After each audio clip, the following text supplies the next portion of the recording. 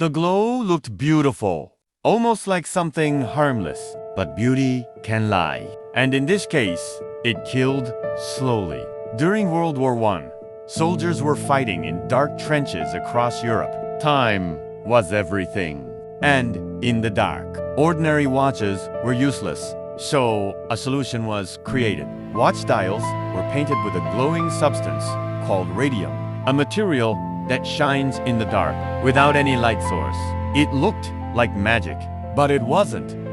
To meet demand, companies across the United States began hiring young women. One of the most well-known was the United States Radium Corporation. For many of them, the job felt like a blessing. Clean factory, good pay, stable work, a rare opportunity at the time.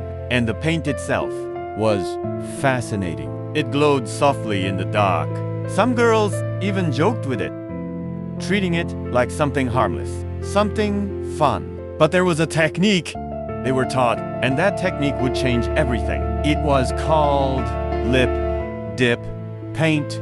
To make the brush tip sharp, they would put it between their lips, then dip it into radium paint. Then paint tiny numbers on watch dials. Again and again, all day long. Hundreds of times. No gloves, no masks, no warning. The companies told them it was safe, completely harmless. So some of the girls even took it home, painting their nails, teeth, even clothes, just to see them glow in the dark. But inside their bodies, something was changing, silently. At first, it was small signs, a strange pain in the jaw, fatigue that wouldn't go away, teeth loosening for no reason.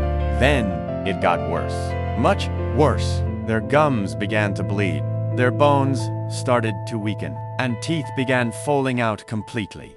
Doctors were confused. They had never seen anything like it. And then the truth slowly appeared. The jawbone was literally breaking apart, rotting. From the inside, they called it Radium Girls. Some women suffered infections so severe that surgeons had to remove pieces of bone manually. One of the earliest known victims was Molly. Her condition worsened rapidly until she died in unbearable pain. At first, the companies denied everything. They insisted the paint was safe. They blamed other illnesses, anything except the truth. But one woman refused to stay silent. Her name was Grace Fryer. Even while sick, she began collecting evidence, writing letters, speaking to lawyers, pushing for justice. Her fight became bigger than herself.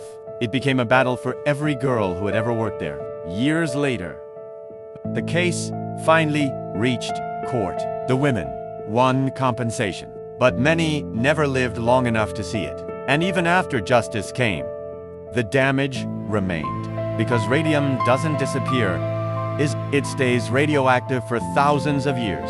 A glow that once looked beautiful became something unforgettable, something deadly.